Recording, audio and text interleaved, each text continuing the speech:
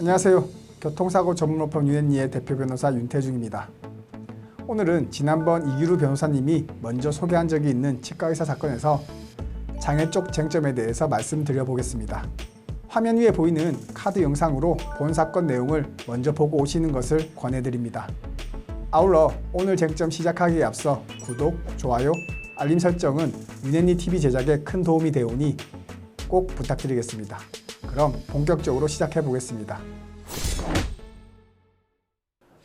혹시 기존 영상을 보지 않으신 분들을 위해 다시 한번 사고 내용을 간략히 말씀드리겠습니다. 이 사건 사고는 버스가 고속도로를 주행하던 중 운전자가 갑자기 일어난 심장마비로 의식을 잃으면서 발생하였습니다.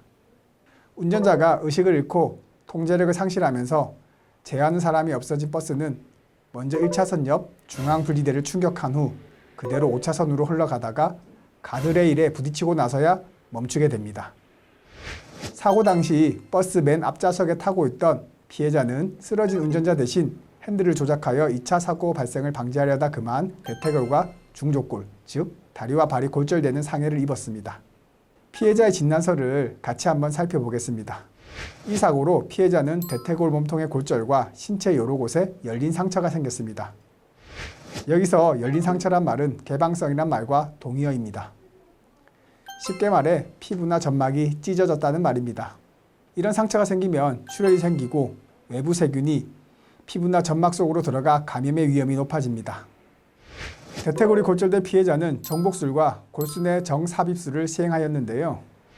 종복술이란 어그러진 뼈를 제자리로 되돌리는 조작이며 골수 내 정삽입술은 대퇴골 내 골수에 금속을 넣어 고정하는 수술을 말합니다.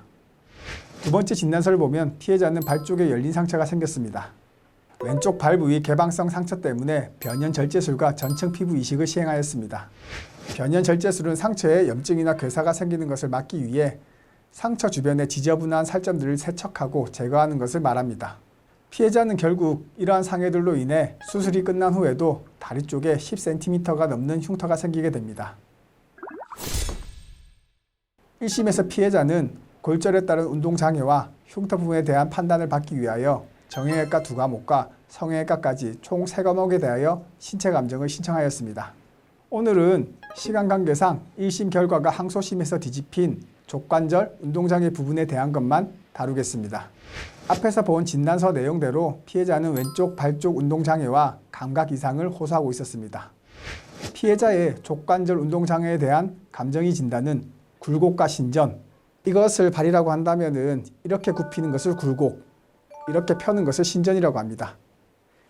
그리고 이에 대한 장애율을 14%라고 판단합니다.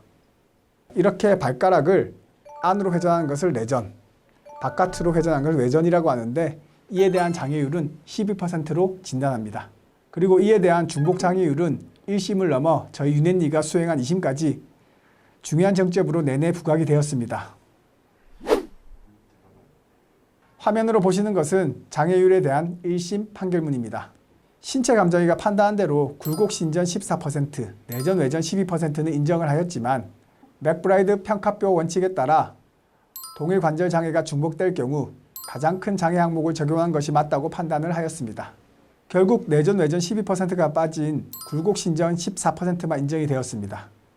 지금 보시는 것은 저희 유앤리가 수행한 항소심 재판부의 판결문입니다. 1심에서 설시한 동일관절, 중복장애 언급이 빠졌습니다.